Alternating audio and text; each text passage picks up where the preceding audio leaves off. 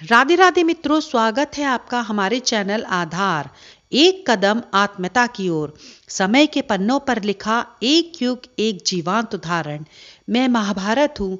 आज खांडव प्रस्थ को इंद्रप्रस्थ बना। वहां बंजर भूमि में अनाज का भंडार लगा। जल रहित धरा को नीर प्रभाकर। ये मेरी महानता का एक और परिचय है। कृष्ण अर्जुन को समझा रहे हैं कि तुम्हें यही नहीं रुकना है। इंद्रप्रस्थ को तो सजा लिया, परंतु हस्तिनापुर में अभी भी दुर्योधन को यह बात हजम नहीं हो रही है कि उसका आधा राज्य जो उसके हाथ से चला गया है, अभी भी उसका मान घायल है। तुम्हें अपने राज्य की सीमाओं को मजबूत करना है, जिसके हेतु अपने आसपास के सभी राज्यों से मैत्री संबंध बनाने होंगे और विवाह का संबंध सबसे मजबूत होता है। परंतु इस यात्रा के विषय में हस्तिनापुर में तनिक भी हवा नहीं लगनी चाहिए कि समय ने अर्जुन का साथ दिया।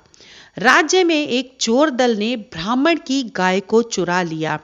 फैसला सही हो, इस हेतु अर्जुन अपने धनुष ले द्रौपदी के कक्ष में बिना आज्ञा के चले जाते हैं, जहां युधिष्ठिर पहले से ही आराम कर रहे हैं।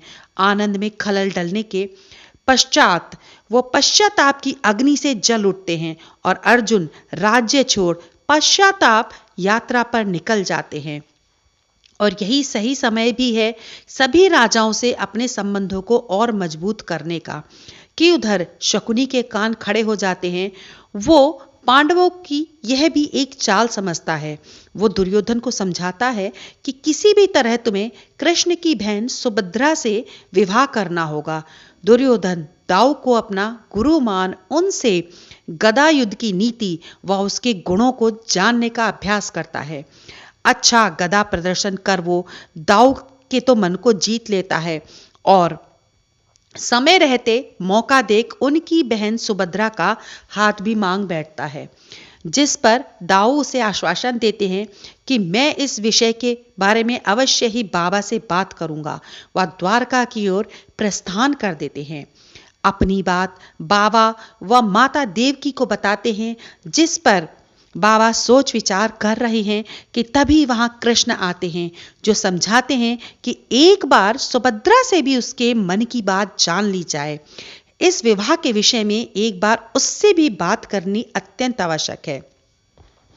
सुभद्रा अपनी सखियों के साथ उद्यान आनंद कर रही है कि वहां यूं ही यात्रा करते करते अर्जुन अचानक से पहुंच जाते हैं। वो भी सुभद्रा को देख मोहित हो जाते हैं। आज जब दाऊ दुर्योधन के विषय में बात कर रही हैं सुभद्रा के विवाह को लेकर, कृष्ण सुभद्रा से उसकी मन की बात जानते हैं और वह साफ साफ कह देती हैं कि मुझे दुर्योधन से नहीं अर्जुन से विवाह करना है। मेरे मन में अर्जुन है। कि कृष्ण एक योजना बनाते हैं, उसे पर्वत में दूर एक मंदिर पर पूजा करने हेतु भेजते हैं।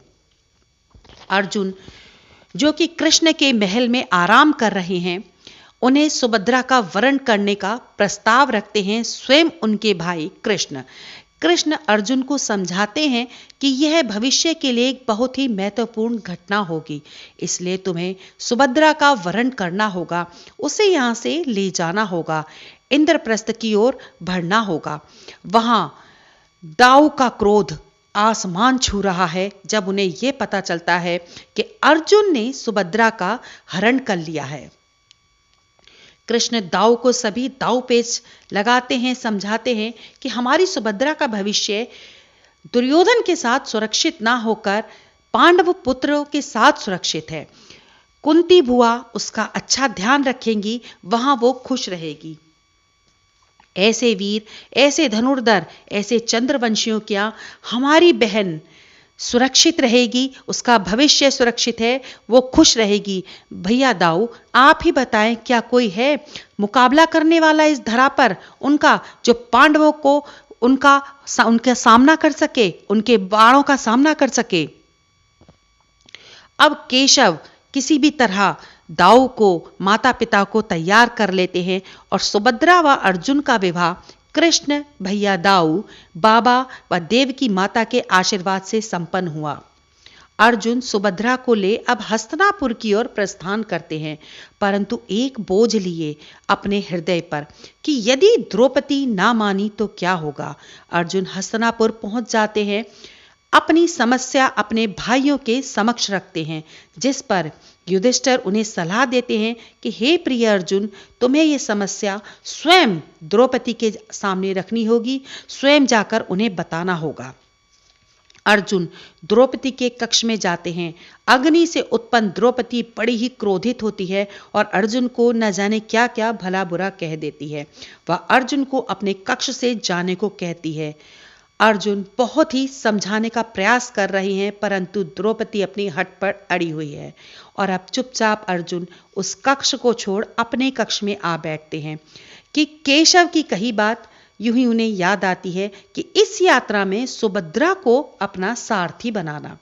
सुभद्रा को वह ग्वालन का रूप धारण करने को कहते हैं और ग्वालन का सादा सा रूप धारण कर सुभद्रा अब द्रौपदी के कक्ष में जाने की आज्ञा चाहती है। सुभद्रा ग्वालन के रूप में बहुत ही सुंदर लग रही है और स्वयं को कृष्ण की बहन कह यह परिचय एक दासी के हाथ द्रौपदी के कक्ष में पहुंचाती है। वह एक छोटी बहन बन बड़ी बहन के पैर छूने की आज्ञा मांगती है।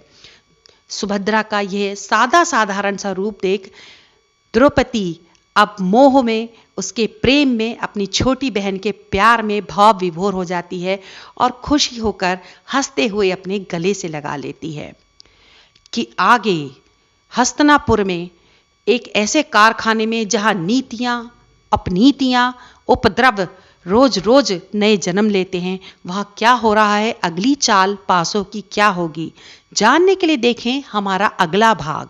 तब तक हमारे चैनल को लाइक, सब्सक्राइब, शेयर करना ना भूलें। आधार, एक कदम आत्मीयता की ओर।